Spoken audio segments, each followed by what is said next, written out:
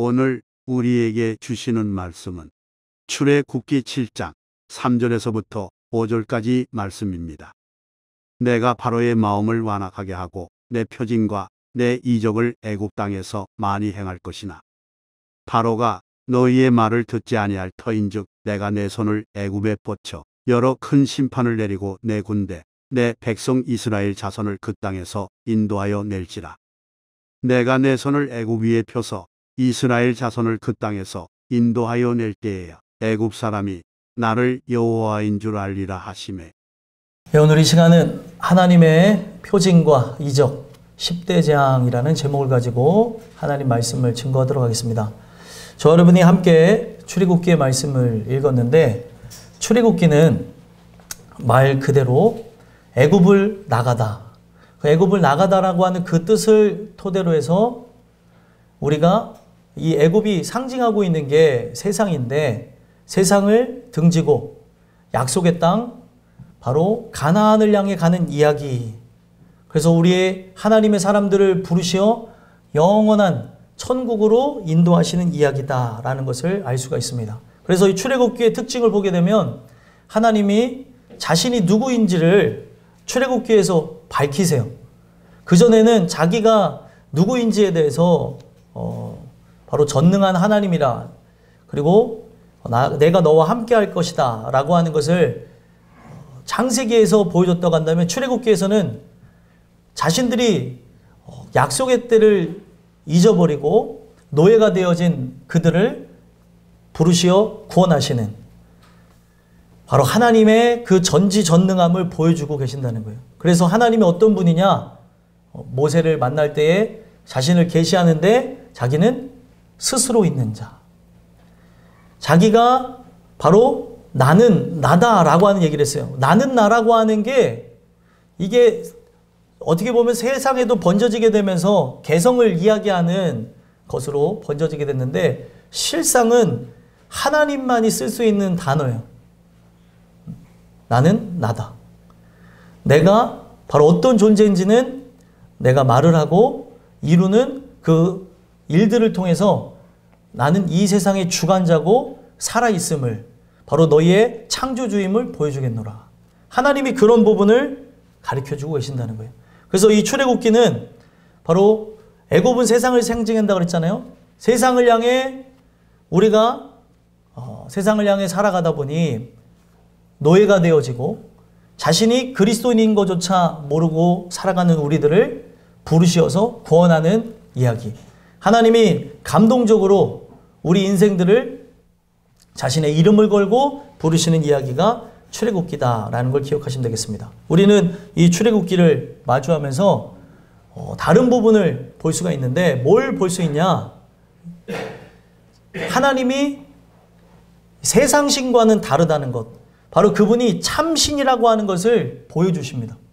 오늘날 많은 사람들은 애굽 신의 노예가 됐던 것처럼, 이집트 신의 노예가 됐던 것처럼, 오늘날 많은 사람들은 세상 신의 노예가 되어져서 자기의 탐심을 우상화한 그것에 절을 하고 내 마음을 주고 그 생각을 함께 공유하고 생명이 있다라고 얘기하며 그걸 섬기며 살아간다는 거예요. 그래서 이 출애굽기는 신들의 멸망을 보여주며 그 신을 의지했던 자들 또한 멸망으로 가는 이야기가 바로 초두에 나오게 되면서, 오늘 우리는 이 출애굽기를 통해 나는 과연 세상 신을 의지한 자인가, 아니면 전지전능한 이 세상의 유일하신 하나님, 그분을 의지하며 나간 자인가를 오늘 말씀을 통해서 보게 하신다는 거예요. 그래서 저는 오늘 이 출애굽기에서 절대 잊힐 수 없는 하나님의 표징과 이적 10대 재앙을 통해 과연 하나님께서 우리에게 무엇을 말씀하시는가?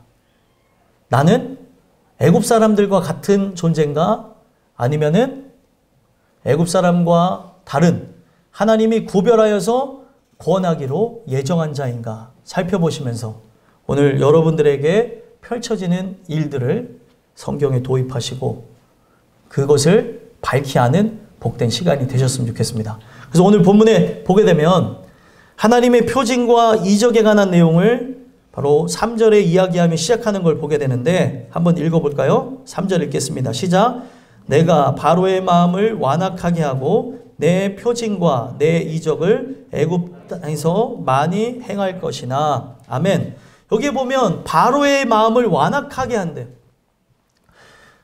성경에는 두 인물이 나오는데 지금 이 출애굽기를 통해서 대조되는 두 인물은 누구예요? 하나는 바로고 하나는 모세입니다.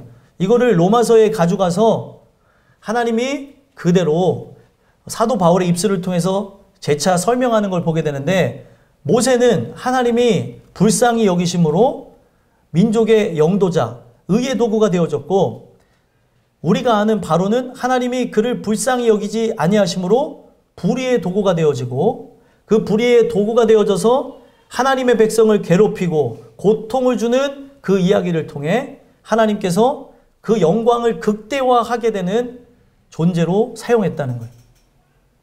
그래서 그 내용을 통해서 우리가 기억해야 되는 건 뭐냐면, 하나님께서 이 모든 것을 주관하시는데 인간이 원한다고 다른 박질한다고 되는 것이 아니라 오직 긍휼히 여기시는 하나님, 하나님으로 말미암는다라는 것을 얘기하시고, 모든 주권이 하나님께 있음을 성경은 얘기하고 긍휼을 구하라고 얘기합니다. 우리가 그에게 긍휼을 구하지 않으면 우리는 바로와 같이 완악하게 되는 존재가 될 수 있다라고 얘기하는 거예요. 그래서 여러분들이 오늘 이 말씀을 접하면서 10대 재앙이 뭔지 깊이 아시기 전에 살펴봐야 되는 것이 무엇이냐면, 나는 바로에 가까운 사람인가 아니면 모세와 이스라엘 민족에 가까운 사람인가 보자는 거예요. 말씀이 들려지면 들려질수록 누군가는 순종하며 자신의 것을 내려놓는 자가 있는가 하면, 말씀이 들려지면 들려질수록 바로 이렇게 완악하게 되는 대상자가 있다는 거예요. 교회 안에는 두 종류의 사람이 있습니다. 중간은 없어요. 청함을 받은 자, 택함을 받은 자, 두 종류로 나눠지게 됩니다. 청함을 받은 자는 그냥 교회를 다니는 사람이에요.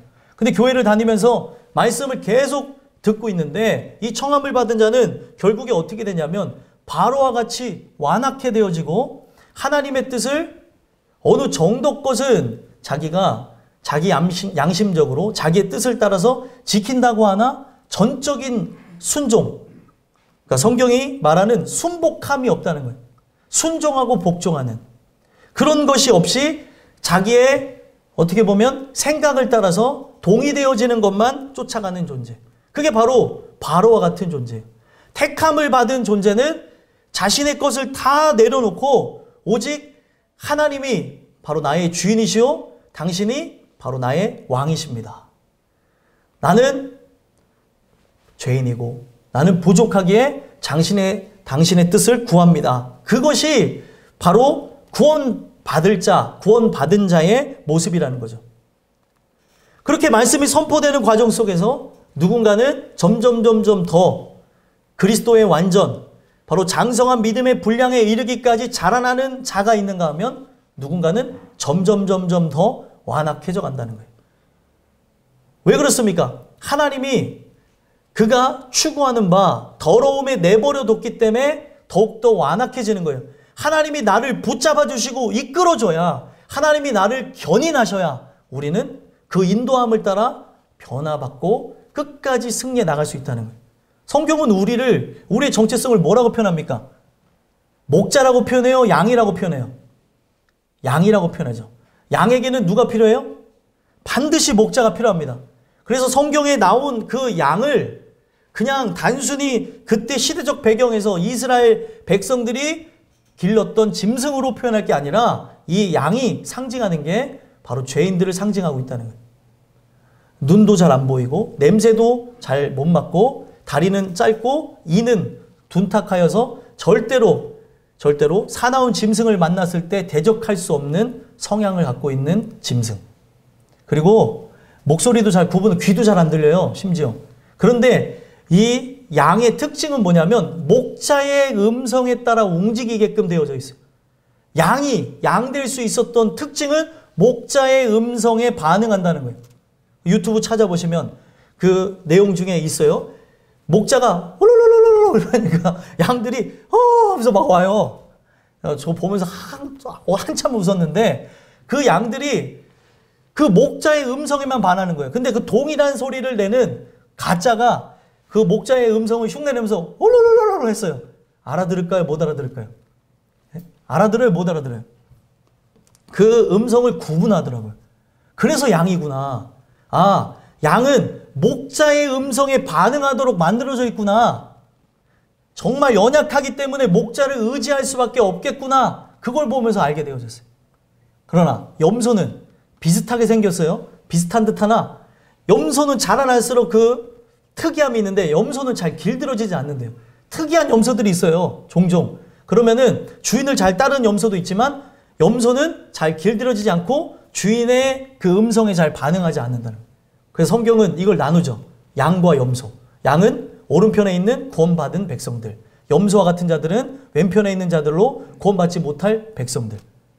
결국에는 목자의 음성에 반응하냐는 거. 내가 바로 양이라고 한다면 오늘 우리는 부족하고 연약한 것을 인정하고 목자의 음성에 반응해야 되는 거예요. 근데 목자의 음성에 반응하지 않고 완악하게 되어진다. 이 완악이라는 단어를 보니까 카샤라는 단어인데 목이 곧아진다. 그래서 하나님이 의도적으로 얘기했죠. 너희들은 목이 곧은 백성이다. 너네들을 지금 내가 업어서 기르고 인도에 나가고 있는데 어떻게 목이 곧을 수 있냐는 거예요. 너네들은 지금 무엇에 집중해야 되냐는 거예요. 이스라엘 백성들에게 하나님 얘기하시기를 너희는 가만히 있어 주가 하나님됨을 알지어다. 내가 인도하는 그 방향대로 가면 된다는 거예요. 눈앞에 펼쳐지는 사망의 음침한 골짜기 그리고 여러 가지 우리가 볼 때 험난한 바로의 군대들 그리고 홍해바다 그리고 먹을 것이 없는 상황 이거는 우리가 걱정할 일이 아니에요. 어렸을 때 제가 넓은 오지랖을 갖고 있어서 부모님한테 많이 들은 게 너는 네 할 일이나 잘해. 공부나 열심히 해. 이런 얘기 들었어요. 아 왜요? 왜요? 저는 이거에 대해서 알고 싶은데 요즘 그걸 누가 하냐면 예은이가 어른 얘기하는 할 때 꼭 끼어들어서 그래요? 그래요? 뭐 이래요. 자기는 이제 청소년이 돼가고 있대요. 어른이 돼가고 있기 때문에 어른이 하는 얘기에 관심을 갖는 거예요. 자기 얘기 나오니까 저기서 안에서 반응을 하고 있는데 아니 누구나 마찬가지예요. 그런데 집이 어려운 얘기를 들었어요. 어렸을 때. 그래서 뭐 이제 아이들을 위해서 이제 넣었던 교육에 관련된 뭔가가 적금이 있었는데 적금을 깬다는 소리를 제가 듣고 제가 오지랖이 넓으니까 3학년 때인데 적금을 깨면 어떻게 하냐고. 그러니까 아버지가 듣고 있다가 하는 얘기가 넌 네 할 일이나 잘해. 그런 얘기를 하시더라고요. 이게 별거 아닌 것 같은데 저희 아버지가 저한테 얘기해 준 게 뭐냐면 네가 할 일이 있고 내가 할 일이 있다. 이 가정은 내가 이끌기 때문에 걱정하지 마. 아빠가 알아서 할게. 그때는 왜 그러나 했는데 지금 와서 생각해 보니까 그 얘기가 맞는 말이죠. 내가 신경 쓸 부분이 아닌 거예요. 가장으로서 다 책임지시겠다고 얘기했는데 내가 자꾸 그 범위를 넘어서서 하려고 하는 부분이 있는 거죠. 오늘 우리가 하나님의 인도함을 받는 양이라고 한다면 목자를 전적으로 의지하는 거예요. 그의 지팡이와 막대기를 나를 안위하고 계신다는 것. 목적이 어디요? 푸른 초장 맑은 시냇물가로 인도하시는 도다. 푸른 초장 맑은 시냇물가가 어디입니까? 천국을 상징하는 거예요. 그가 우리를 안전하게 이끌어 가실 거라는 거예요. 때로는 두렵겠죠. 사망의 음침한 골짜기를 지나는데 안 두려운 인생이 어디 있어요? 두렵겠지만 그가 인도하신다는 거예요.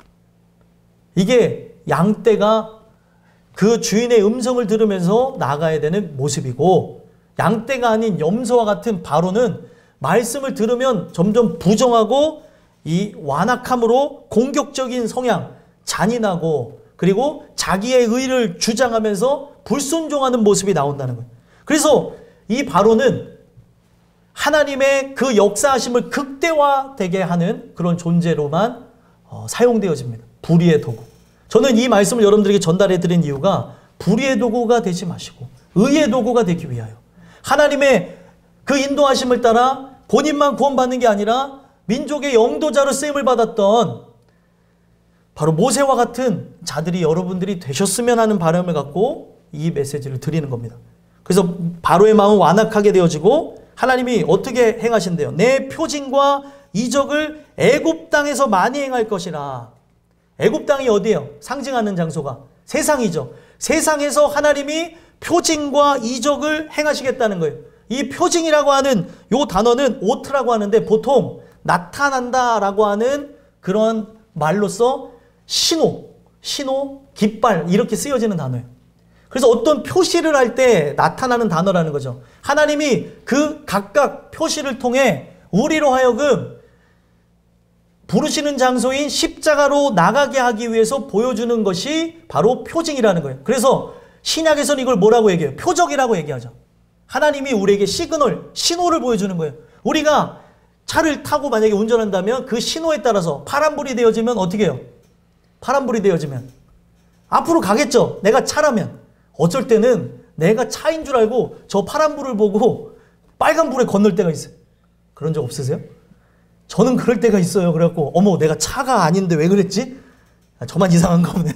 저 파란불을 보고 이 녹색불에 건너갈 때가 있고 제 아내하고 저랑 어디를 가고 있었는데 아내가 보면은 동시신호가 있는 데가 있고 동시신호가 아닌 데가 있잖아요. 차가 이게 파란불이 되어질 때 그 파란불이 되어지니까 동시신호인 줄 알고 좌회전을 하려고 하니까 지금 이 신호 위반을 하는 건데 자기도 모르게 본능적으로 동시신호인 줄 알고 움직이니까 어떤 일이 일어나냐면 다른 차들이 같이 다 따라 움직이는 거예요. 대형사고가 일어날 뻔했어요. 그래서 아내가 야, 왜 이러지? 저 동시신호가 아닌데 그랬다 하는 얘기를 했는데 제가 이 말씀을 드리는 거는 사람은 신호에 반응하게 만들어져 있어요. 그래서 여기서 말하는 신호, 표시, 표적 이거는 이정표에 해당되는 거예요. 여러분들 이정표 중에 운전을 하다 보면 또 차에 타다 보면은 몇 킬로 남았다고 하는 이정표 볼 때가 있죠. 자, 부산까지 300km 남았습니다. 라고 하면은 그거는 부산입니까? 부산이 아닙니까? 그 이정표가 있는 장소는. 네? 부산이 아니죠. 거기를 부산이라고 생각하면 큰일 나는 거예요.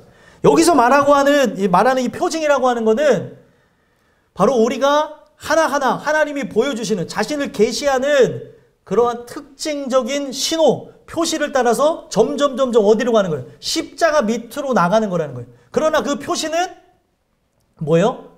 십자가 자체가 아니고 예수님 자체가 아니고 나아가게 하도록 돕는 거라는 거예요. 그거를 기억하셨으면 좋겠고 이 표시와 이적은 하나의 세트라고 보시면 되겠어요. 이 표시와 또 뭘 보여주세요? 이적을 보여주는데 이적은 이게 야파라는 단어에서 왔어요. 야파가 뭐냐면 밝다 그리고 아름답다라는 거예요. 그러니까 제일 중요한 게 이적을 통해서 하나님이 우리에게 뭐를 계시하시냐면 자신의 섭리를 가르쳐 주세요. 자기가 누구인지 왜 우리가 그분을 쫓아야 되는지를 보여줍니다. 그래서 결국에 그 하나님이 자신의 섭리 가운데 인도하심을 따라 하나님의 백성을 먹이시고 입히시는 것을 보여주는 걸 통해 하나님의 뜻을 따라 나가게 되어지면 밝게 빛나는 천국, 바로 기적의 실체 가운데 나간다라는 걸 가르쳐주는 거예요. 그러니까 오늘날 우리가 인생을 살아가면서 바로 이 표징과 이적을 동일하게 경험합니다. 동일하게 경험하면서 하나님이 여러분들을 권하시는 모세와 같은 자, 이스라엘 백성과 같은 자라고 한다면 이와 같은 것들을 경험하면서 어디로 나가게 되어져요? 십자가 밑으로 나가고 거기서 주의 긍휼을 받으며 우리가 저 영원한 천국을 향해 나갈 수 있게 되어지는 존재가 된다는 거예요. 그래서 하나님이 자기가 하나님인 것을 어디서 행해요? 애굽 땅에서, 세상에서 행하겠다는 거예요. 오늘 여러분들이 경험해야 되는 게 뭐예요? 이와 같은 역사를 우리가 마주하면서 나라고 하는 존재가 구별되어져서 저 천국을 향해 나가는 이스라엘 백성으로 구별되어진 잔지 아니면 지금 4절 5절에 나와져 있는 대로 불순종하면서 나가는 애굽 사람과 같은지 살펴보자는 거예요.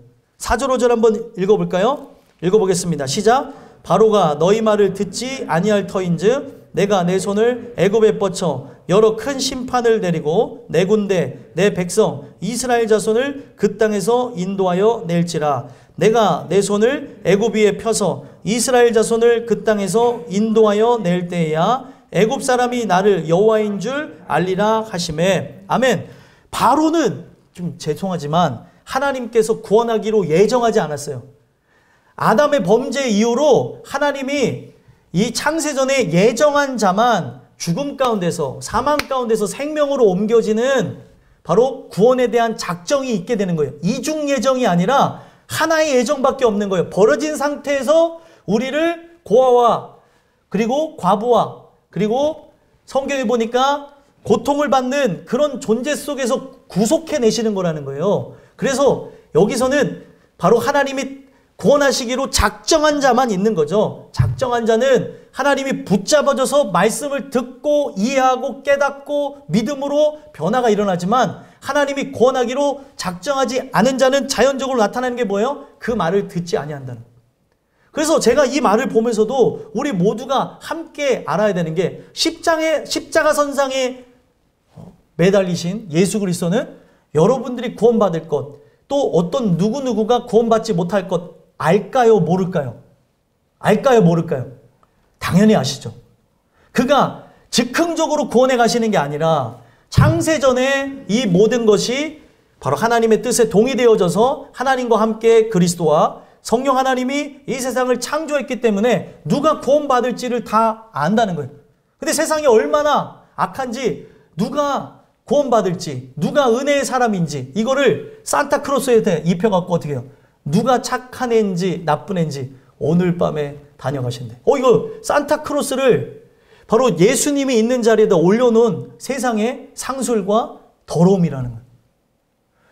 오늘 우리가 하나님은 나의 인생의 끝을 아세요. 그렇기 때문에 제가 늘 말씀드린 게 뭐예요? 긍휼을 구해야 된다는 거예요. 하나님밖에 없다는 거예요. 근데 인생이 하나님밖에 없는데 하나님을 찾지 않는다면 그 이상한 거 아니냐는 거예요. 도대체 뭐를 의지하냐는 거예요. 찾지도 않으면서 왜 자기의 인생에 대해서 한탄만 하고 불평하냐는 거예요. 인생의 주관자가 나보다 더 잘하신대요. 그래서 결국에 오직 나의 길 그가 아시나니, 나의 길을 알 수 있는 분은 하나님밖에 없는 거예요. 그렇기 때문에 그 말씀을 듣고 도우심을 구하는 건데, 하나님이 택하지 않은 자들은 이 말씀을 터부시하고 말씀 듣기를 사랑하지 아니하고, 우리 권사님 오늘 기도하셨는데 의인은 어떻대요? 그 율법을 즐거워요. 오늘 긴장하셔서 즐거워요가 빠졌어요. 그 율법을 주야로 묵상하는 자로다. 주야로 묵상하는데 뭐가 붙어 있어요? 즐거워하여가 있어요. 즐거워하여. 우리가 그냥 묵상하는 게 아니라 살아야지 되니까 의무감으로 하는 게 아니라 즐거움이 있어요. 하나님이 택한 자는 이 말씀을 사랑하게 됩니다. 땅끝교회 여러분들이 들어오셔서 은혜를 진짜 받고 있다면 말씀을 더욱더 사랑하게 되어져요. 시간이 지나게 되어져요. 아멘이십니까? 시간이 지날수록 말씀을 사랑하는 거예요. 근데 직분은 점점 올라가는 것 같은데 교회 다닌 연수는 더욱 많아지는데 말씀 듣기가 싫어진다면 나는 바로에 가까운 사람인가? 살펴봐야 된다는 거예요. 심각한 거예요. 그렇기 때문에 바로는 하나님이 그를 향한 구원 예정, 작정이 없기 때문에 말을 듣지 아니할 것을 알았어요. 그래서 내 손을 애굽에 뻗쳐 큰 심판을 내리고 내 군대, 내 백성, 이스라엘 자손을 그 땅에서 인도해낼 것이다. 하나님이 바로 그 세상의 강력한 신으로 추앙받는 바로를 바닥까지 떨어뜨리고, 그리고 죄악, 그리고 더러움, 그리고 추악함으로 나감으로 심판의 대상자가 되어지면서 그곳에서 하나님은 드라마틱하게 그들을 구원해내므로 하나님이 참신인 것을 보여주겠다는 거예요. 내 손을 뻗치겠다. 그리고 또 5절에도 얘기하죠. 내 손을 애굽 위에 펴서. 중요한 거는 인생을 살아가면서 하나님의 크신 팔, 그 크신 팔로 나를 어미하시고 그리고 나를 인도하심을 인생은 느껴야 되는 거예요. 이게 양떼의 기본입니다. 양의 기본. 나에게 그리스도가 필요하구나. 나에게 은혜가 필요하구나. 말씀이 필요하구나를 느껴야 되는 거예요. 시간이 지날수록 이런 부분을 더 느껴야 되는데 필요가 없어. 적당히. 이런 부분은 아니지. 여기 내 생각이 살아서 꿈틀꿈틀거리면 이걸 놓고 기도를 해야 돼요. 기도하지 않으면 이러한 생각들이 나를 잠식해서 멸망으로 나가게 될 수 있다는 거예요. 그래서 오늘 이 내용을 통해서 보게 되어지면 애굽 사람은 이 하나님의 손을 펴서 멸망하는 대상이 되어지고 하나님의 백성은 자신의 손을 펴서 구원하심으로 바로 구원받는 대상이 되어진다는 거예요. 애굽 사람은 그 땅에서 이스라엘 백성을 인도해 낼 때에야 여호와인 줄 알리라. 결국에 회개할 기회를 얻지 못하고 바로와 같이 완악함으로 가다가 멸망으로 나가는 존재가 바로 애굽 사람이라는 거예요. 문제는 세상에 있는 사람도 바로 여기에 해당되겠지만 세상 사람들과 달리 이러한 사람들의 모습은 지금 교회 안에서 있다는 거예요. 교회 안에서. 완악하게. 이 하나님의 말씀을 불순종하며 나가는. 그렇기 때문에 예레미야서를 보게 되면 이스라엘이 심판을 받는 이유에 대해서 딱 짚은 게 위선적인 예배와 불순종. 그게 7장에 나오고 8장에 딱 언급한 게 뭐냐면 완악함이에요. 누구를 닮았어요? 바로를 닮은 거예요. 바로와 함께 멸망할 애굽 사람을 닮은 모습이 이스라엘의 모습이니 어떻게 되어진 거냐는 거예요. 오늘 우리가 닮아야 될 대상이 누구예요? 예수 그리스도예요. 그리스도와 함께 나가야 되는데 그렇지 못하기 때문에 그렇다는 거예요. 그래서 오늘 우리가 이 내용을 통해 하나만 점검해 보는데 이 10대 재앙을 통해서 나는 애굽 사람에 가까운지 아니면 하나님이 권하시는 이스라엘 백성에 가까운지를 보자는 거예요. 그래서 이 10대 재앙은 뭐의 멸망이냐? 신들의 멸망. 그리고 그 신들을 의지했던 자들의 멸망을 담고 있습니다. 그래서 첫 번째 재앙이 뭐예요? 피재앙이에요. 그 피재앙을 보게 되면 어디가 피가 되어졌대요? 교회를 오래 다니셨으면 주일학교 다니신 분들은 다 알죠.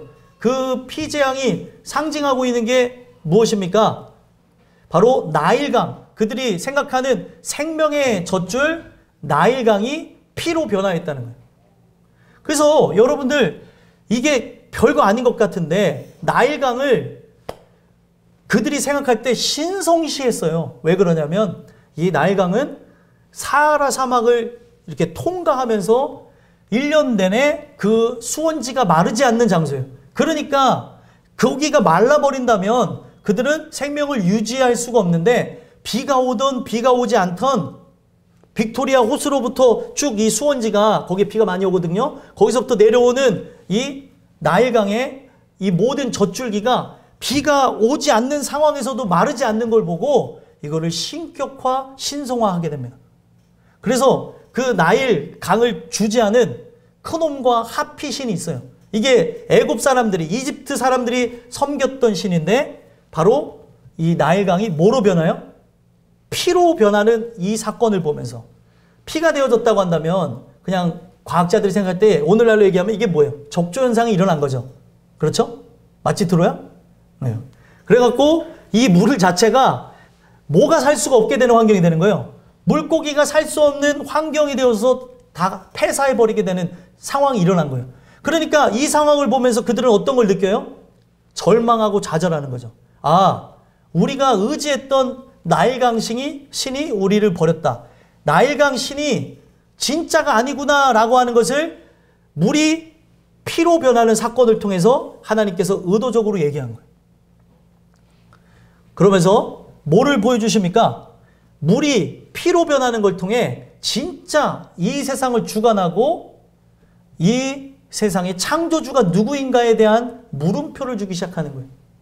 그래서 여러분들 이거는 잘 들어보시면 알겠지만 외부에서 이 한 인간이 있다면 한 인간에게 평생 동안 일어나는 재앙을 10대 재앙이라고 했을 때 외부에서부터 차츰차츰 자신에게로 오게 되는 형태의 모습으로 이 재앙이 진행되어져 가는 거예요.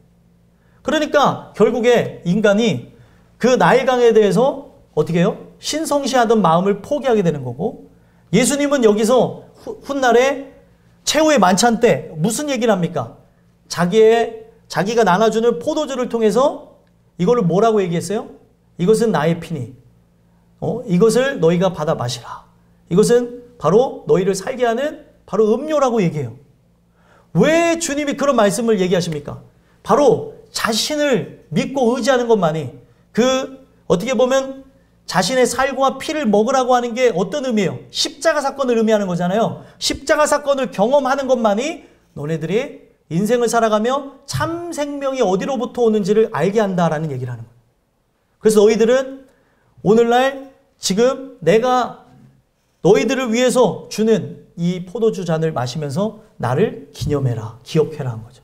십자가 사건을 늘 우리는 기념하고 기억해야 되는 우리가 이 사건을 경험한 자라고 한다 할지라도 과거에 머물러 있는 게 아니라 늘 경험해야 되는 것을 가르쳐주고 있어요.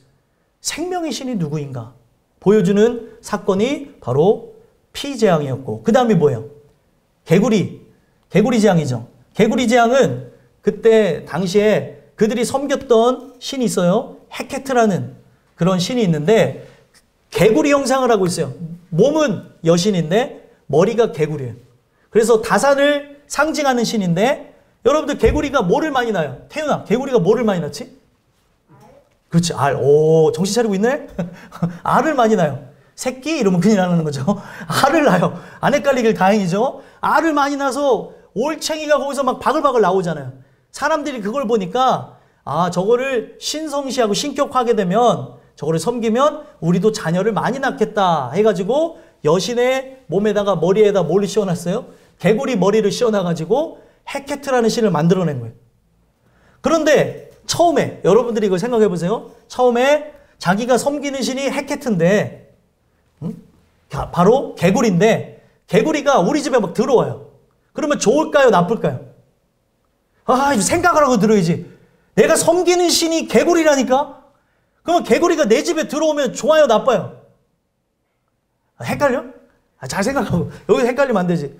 예은이가 좋아요? 개구리 이따가 잡아줄게. 농담이에요.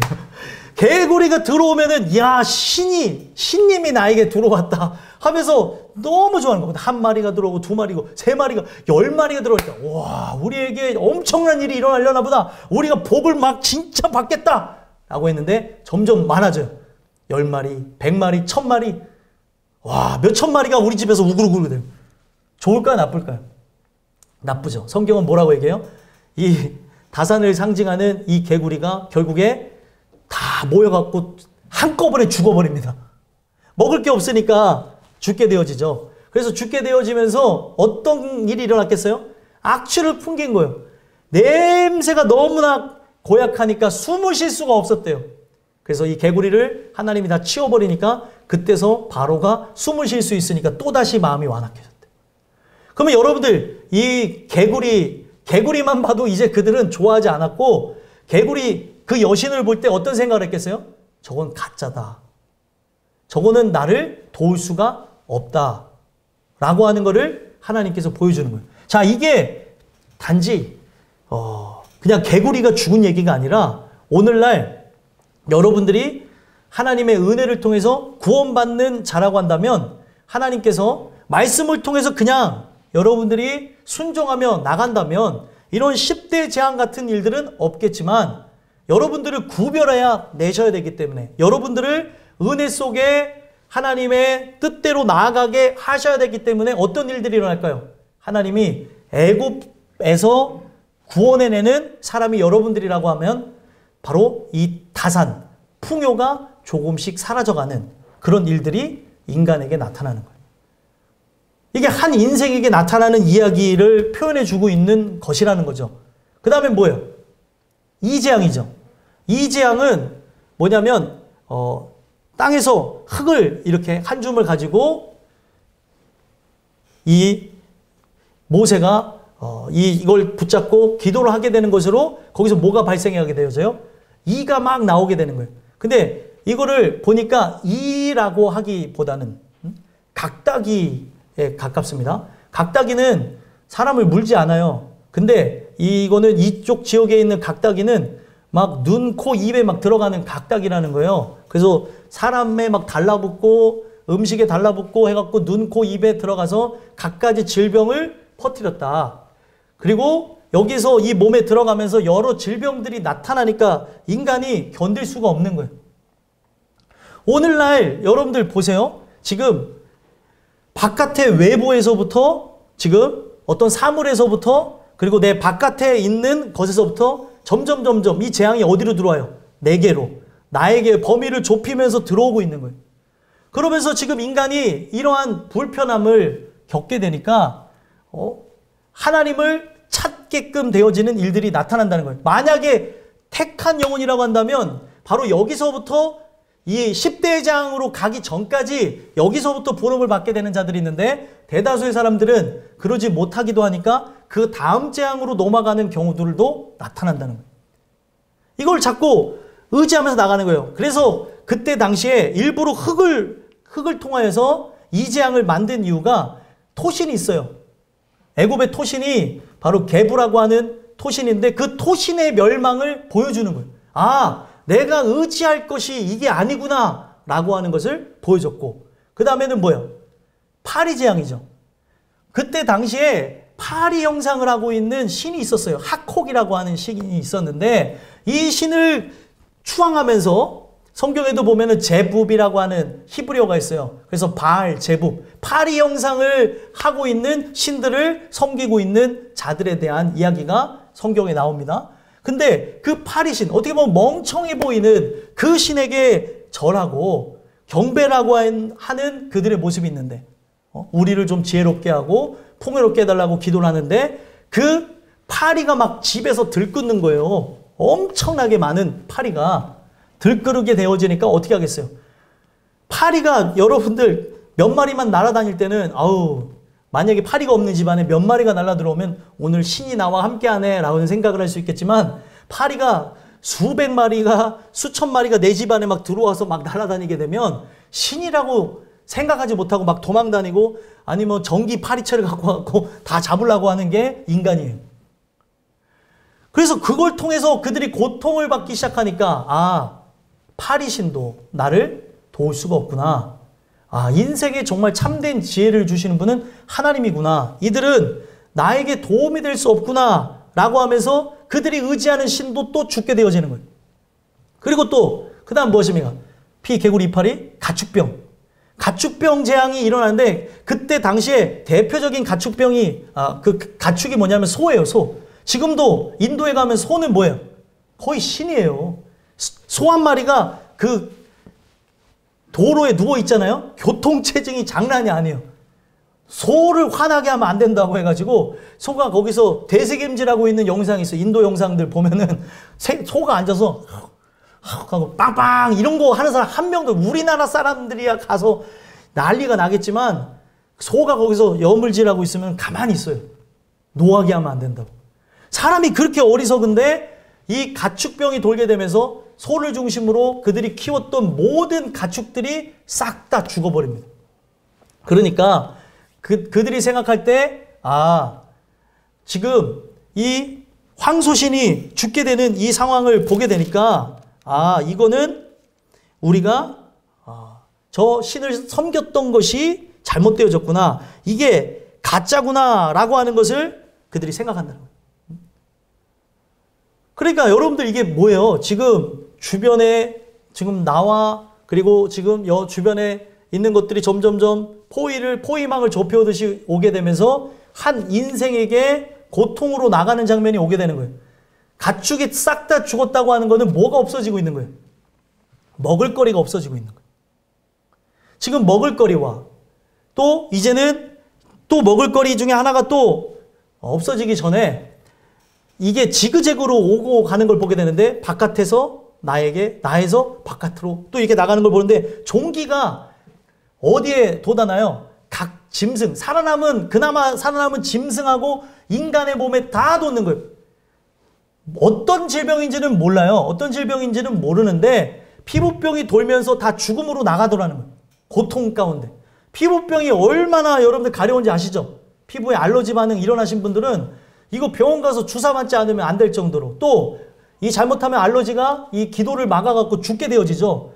아주 위험한 일이 가축과 사람들에게 일어나고 있는 걸 봐요. 그래서 여러분들 이 피부병을 통해 온몸이 가렵고, 그리고 여기에서 고름이 나고 또 숨이 막히는 그런 상황, 또 개중에는 죽는 사람들이 발생하게 되면서 그들이 사랑하고 섬겼던 의술의 신, 질병을 관장하는 신이 죽었음을 보는 거예요. 아무리 기도해도 이거는 낫지 않아요. 왜 그러냐? 모든 사람이 걸렸어요. 모든 사람. 어떻게 보면 지금 지구의 대부분의 사람들이 앓고 있는 코로나 바이러스처럼 모든 사람들이 이런 거를 겪으니까 할 말이 없어지는 거예요.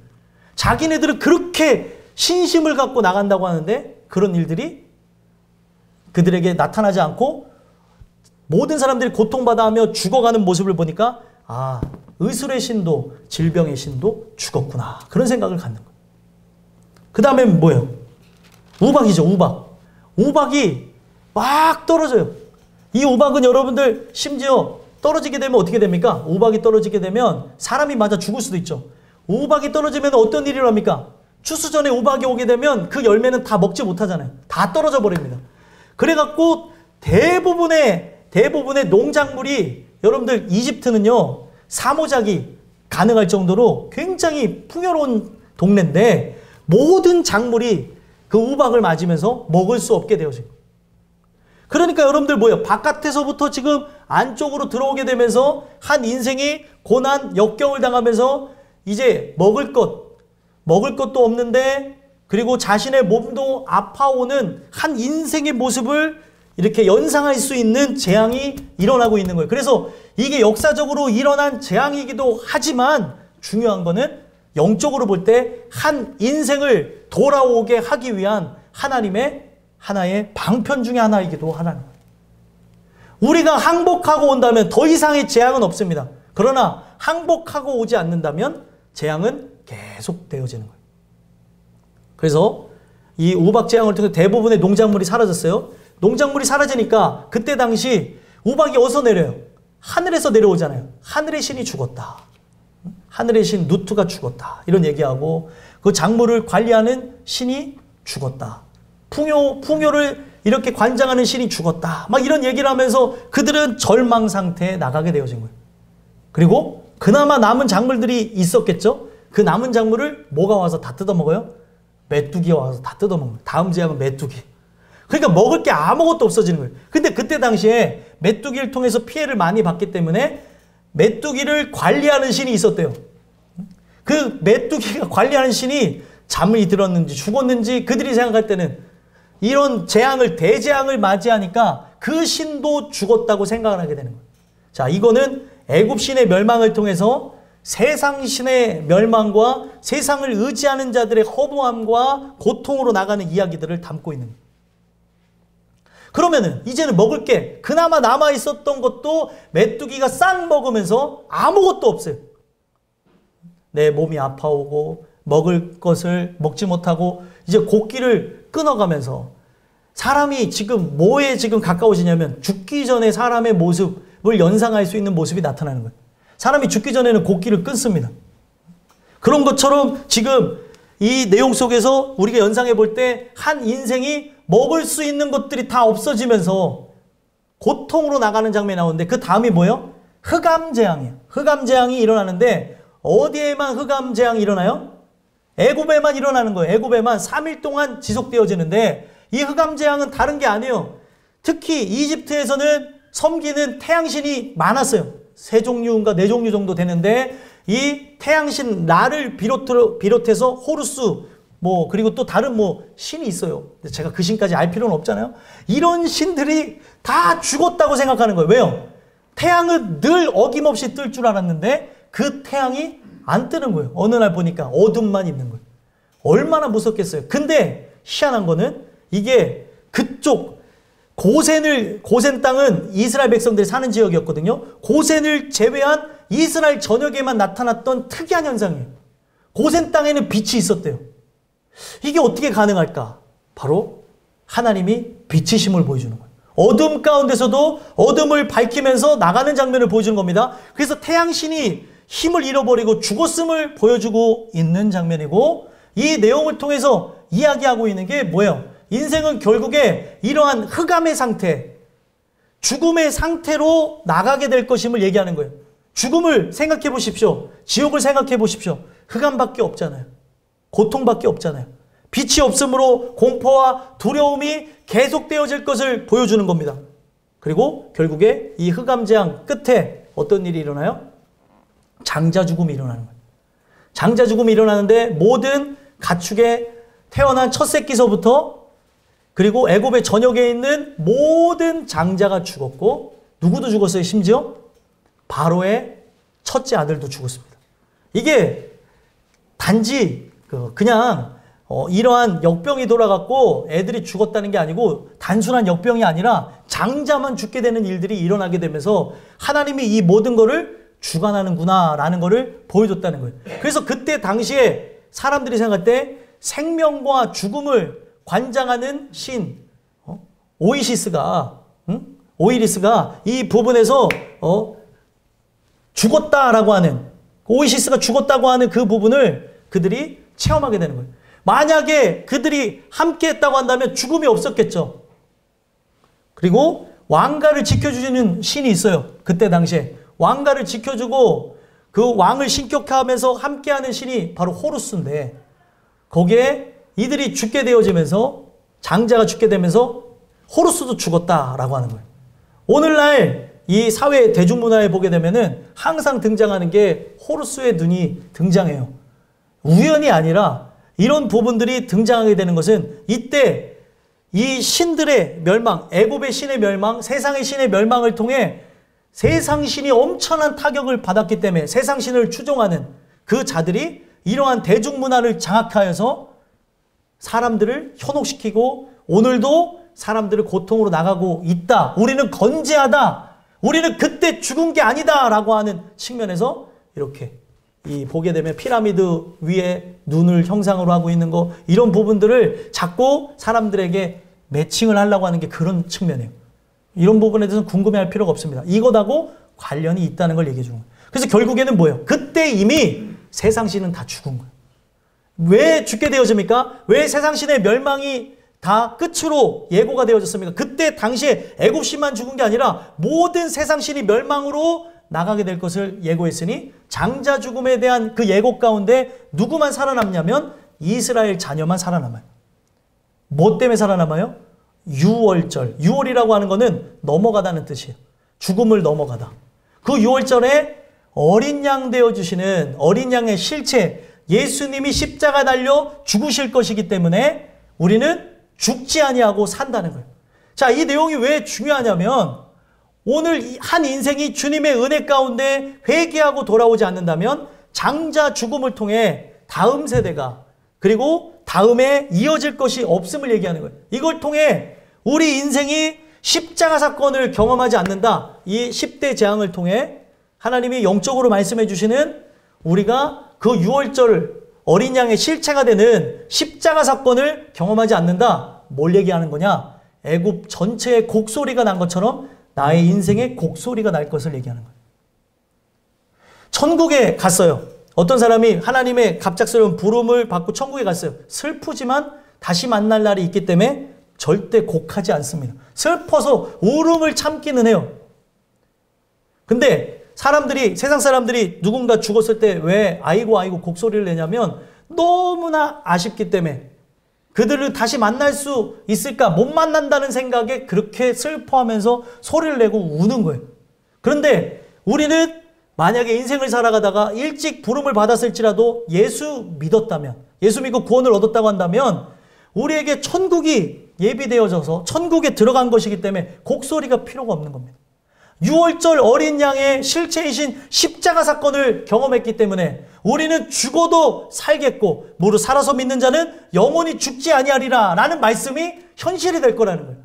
그런데 중요한 거는 이와 같이 은혜 속에 하나님 앞에 항복하며 나가지 않는다면 인간은 1대 재앙부터 결국에 2, 3, 4, 5, 6, 7, 8, 9, 10 재앙까지 일어나면서 어떤 일이 일어나요? 세상 신들의 멸망과 그리고 그 신을 의지한 그 대가가 나에게 진양되면서 곡소리가 날 거라는 거예요. 왜요? 영원한 멸망으로 가기 때문에. 성경이 이걸 표현합니다. 슬피 울며 이를 갈미 있으리라. 제가 오늘 이 말씀을 왜 드릴까요?